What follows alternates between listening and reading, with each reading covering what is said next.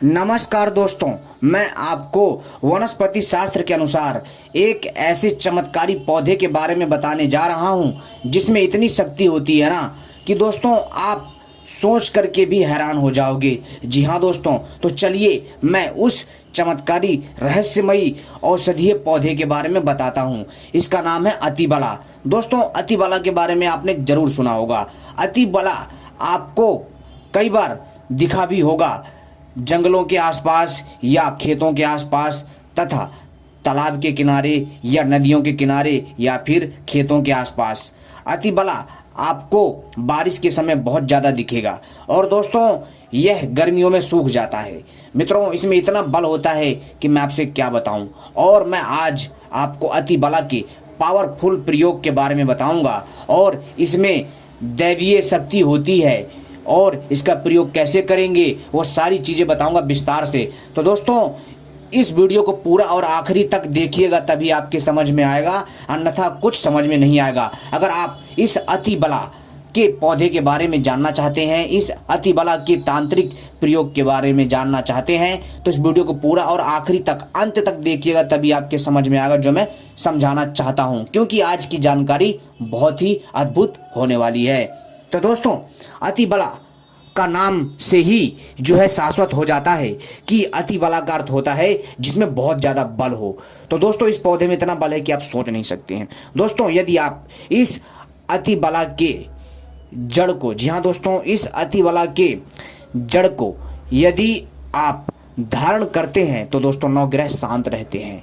यदि आप अतिबला की जड़ को धारण करते हैं तो दोस्तों भूत प्रेत तथा जितनी भी बुरी शक्तियां हैं वह आपसे दूर भागेंगी, आपके आसपास नहीं आएंगी। साथ ही साथ दोस्तों यदि आप अतिबला की जड़ को जो है ताबीज में, यानी कि चांदी या तांबे या सोने की ताबीज में भर करके गले में धारण करते हैं तो दोस्तों आपकी लोग बात मानेंगे और आप लोग सबके प्रिय बन जाओगे और दोस्तों आपके प्रति लोग मोहित होने लग जाएंगे और आपका मान सम्मान बढ़ेगा। और दोस्तों इसकी ताबीज बना करके गले में धारण करने से दोस्तों आपको कई गंभीर रोगों से मुक्ति मिलेगी। आपको जल्दी कोई रोग नहीं होगा और यदि रोग होगा तो ठीक हो जाएगा।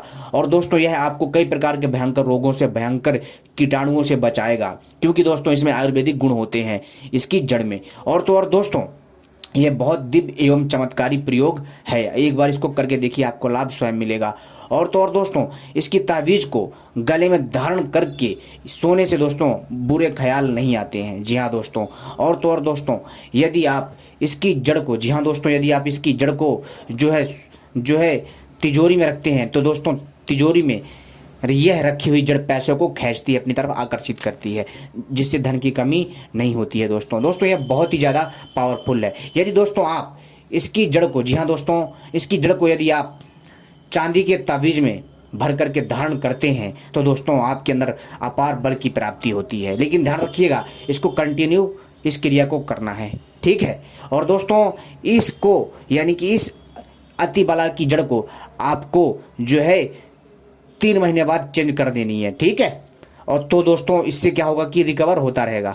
साथ ही साथ दोस्तों यदि आप अतिबला की जड़ को सुखा करके, धूप में सुखा करके और इसका जो है चूर्ण बना करके, जी हाँ दोस्तों, और गाय के देसी घी में, ध्यान रखिए गाय के देसी घी में जो है इसको मिला करके एक गिलास दूध में डाल करके जो है यदि आप पीते हैं तो दोस्तों आप के अंदर इतना ताकत आ जाएगा ना दोस्तों कि मैं आपसे क्या बताऊं, आप सोच नहीं सकते हैं। दोस्तों आपका शरीर कायाकल्प हो जाएगा, आपका शरीर कामदेव के समान एकदम आपका शरीर वज्र की भांति कठोर हो जाएगा। और यदि आप एक मोटी सरिया को भी लोगे ना, उसे भी मोड़ दोगे, इतना बल होता है इसमें। और दोस्तों यदि किसी को भूत प्रेत हो तो दोस्तों आपको क्या करना है कि यदि आप इसकी जड़ को सुखा करके उसको सुखा देंगे तो भूत प्रेत उसको छोड़ के भाग जाएंगे।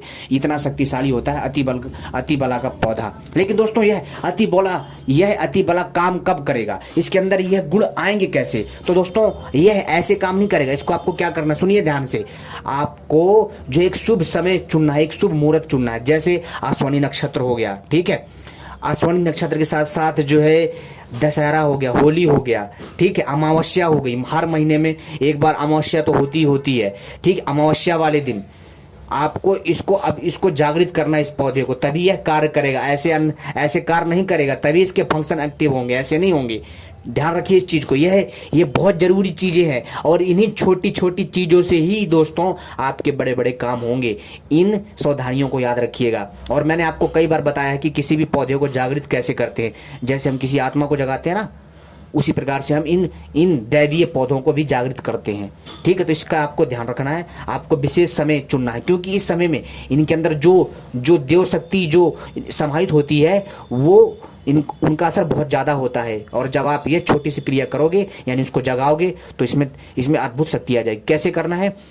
अगर आपको अश्विन नक्षत्र नहीं पता तो दोस्तों महीने में एक बार अमावस्या तो आती है। अगर अमावस्या नहीं आता तो फिर भी आप जो है इसको जो है रविवार को करिए, यानी कि रविवार को। ठीक है, लेकिन अगर आप अमावस्या को करेंगे, दशहरा का करेंगे, या फिर अन्य किसी शुभ मुहूर्त में, जैसे कि कोई त्यौहार हो, उस टाइम पर भी करेंगे, तो दोस्तों बहुत अच्छा फल मिलेगा और ये जल्दी जागृत होगा। तो कैसे करना है? आपको ब्रह्म मुहूर्त में जाना है, किसी भी शुभ नक्षत्र में ब्रह्म मुहूर्त में जाना है। अपने साथ एक पीतल के लोटे में जल ले जाना है। ठीक है, रोली ले जाना है, अक्षत ले जाना है। ठीक है, और जो सिंदूर ले जाना है और कपूर ले जाना है, और वहाँ पर जो सबसे पहले उसको प्रणाम करना है, इस अतिबला के पौधे को, और उसमें जल चढ़ाना है, अक्षत डालना है, तिलक लगाना है उस पौधे को। इसके बाद रोली लपेटनी, प्रणाम करना है।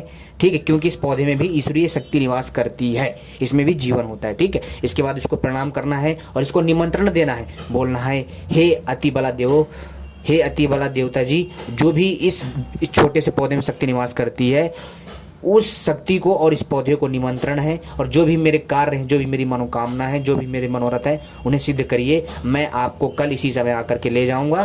तो दोस्तों उसी समय आपको जाकर के अगले दिन जाकर के उसी ब्रह्म मुहूर्त में आपको लेकर के आना है। लेकिन ध्यान रखिएगा, आपको ये देखना है कि जैसे कि कल अमावस्या है, तो आपको आज उसको निमंत्रण दे करके आना, तब आप उसको लाओगे, तभी कार्यरत होगा, तभी यह चीज़ें काम करेंगी, अन्यथा ऐसे काम नहीं करेंगी।